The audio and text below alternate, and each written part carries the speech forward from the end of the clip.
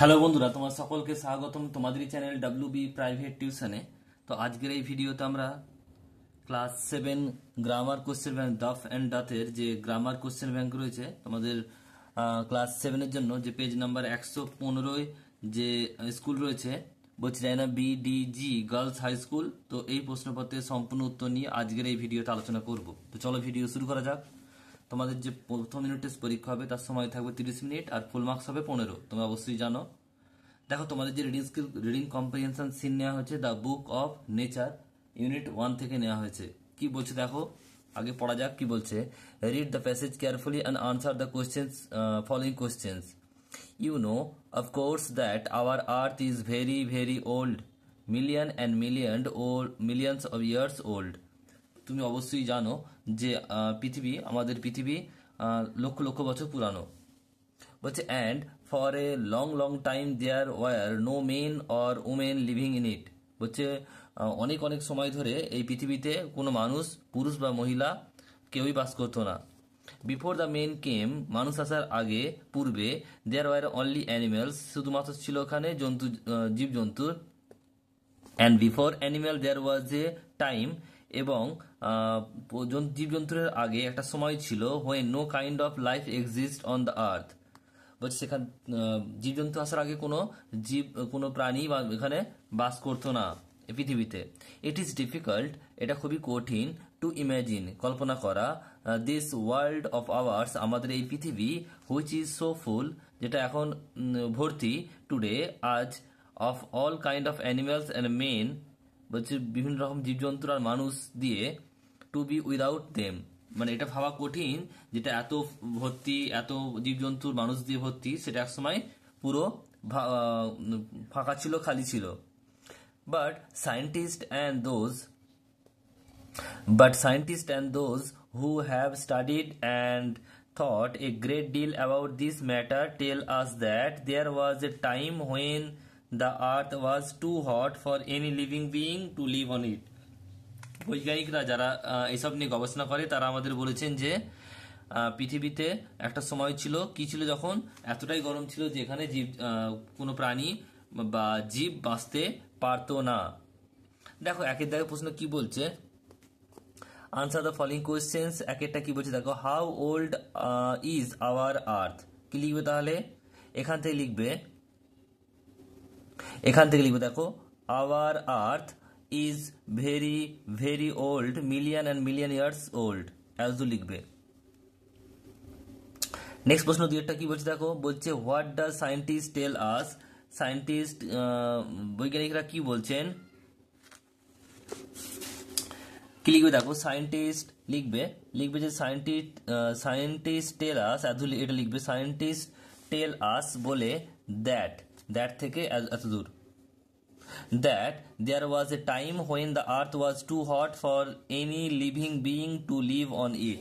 কোনো জীবজন্তুর বাঁচার জন্য উপযুক্ত ছিল না, এতটাই গরম ছিল। পরের প্রশ্ন বিয়ের দাগে বলছে দেখো, write T for true and F for false. সত্য হলে টি লিখতে হবে আর ফলস হলে মিথ্যা হলে ফলস লিখতে হবে। একেরটা কি বলছে দেখো, before animal no kind of life exist on earth. তাহলে এটা কি হবে, বলছে প্রাণী, জীবজন্তু আসার আগে কোনো প্রাণী কেউ বাঁচতো না, কেউ ছিল না এই পৃথিবীতে। এটা কি হবে, অবশ্যই ট্রু হবে, কারণ বলা আছে যে মানুষ আসার আগে কে ছিল, মানুষ আসার আগে জীবজন্তু ছিল আর তার আগে কেউ ছিল না। 2 নম্বর প্রশ্ন বলছে our earth is too young. তাহলে এটা কি বলছে, খুবই নতুন, তাহলে এটা হবে কি ফলস, অবশ্যই ফলস হবে, কারণ কি বলা আছে, ভেরি ভেরি ওল্ড বলা আছে, অনেক পুরানো। নেক্সট প্রশ্ন দেখো, পরেরটা কি বলছে 3 number, there was a time when the earth was too hot. বলছে একটা সময় ছিল যখন পৃথিবী খুবই গরম ছিল, এটা অবশ্যই ট্রু হবে।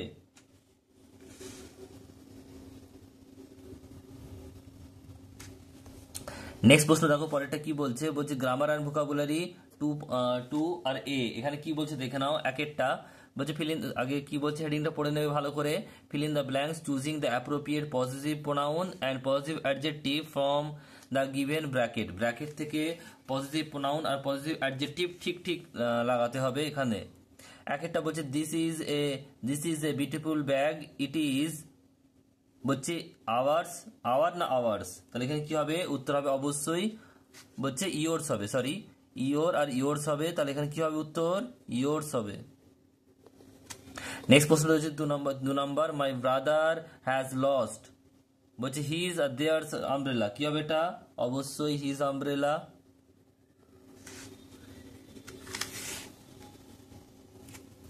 নেক্সট প্রশ্ন দেখো পরেরটা কি বলছে, এরপর রয়েছে বিয়ের দাগের complete the following sentence with the proper degree of adjective, তাহলে কি বলছে দেখো ডিগ্রিটা ঠিকঠাক লিখতে হবে। এক একটা কি বলছে দেখো, বলছে Sheela has the long hair in the class, এটা কি হবে তাহলে লং হবে না, এটা সুপারলেটিভ ডিগ্রি হবে, কারণ ক্লাসের মধ্যে সবচেয়ে বেশি লম্বা চুল ছিল, চুল কার শিলার, তাহলে লংগেস্ট হবে, কি হবে উত্তর এখানে লিখবে longest, LONGEST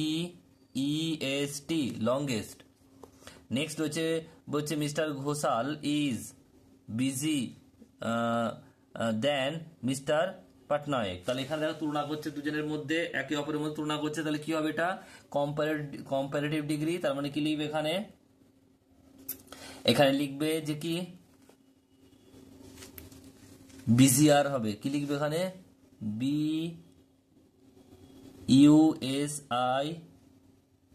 BUSIER busier. Next প্রশ্ন identify whether the following sentence direct or indirect, তাহলে কি বলছে দেখো এক একটা বলছে যে the master said that the বলছে clerk would not attend office that day, তাহলে এখানে দেখো মনে রাখবে সবসময় তোমাকে বুঝতে হবে এটা যদি ইনভার্টেড কমার মধ্যে কোনো সেন্টেন্স থাকে তাহলে সেটা ডাইরেক্ট হয়, কিন্তু এটা দেখো the master said that the clerk would not attend the office, এখানে কোনো নেই, তাই ইনডাইরেক্ট হবে, কি লিখবে এটা, এটা লিখবে ইনডাইরেক্ট, ইনডাইরেক্ট স্পিচ, এটা হচ্ছে উত্তর। তো এই ছিল তোমাদের যে ক্লাস 7-এর ডাফ অ্যান্ড ডাথের যে তোমাদের 215 নাম্বার পেজে যে স্কুল রয়েছে এর সম্পূর্ণ উত্তর। ভিডিওটি কেমন লাগলো কমেন্ট বক্সে কমেন্ট করে জানিও, পছন্দ হলে লাইক করে দিও, আর চ্যানেল নতুন হলে চ্যানেলটি সাবস্ক্রাইব করে পাশে থাকা বেল আইকনটি প্রেস করে নোটিফিকেশন অন করে দাও পরবর্তী ভিডিওর আপডেট পাওয়ার জন্য। Thank you.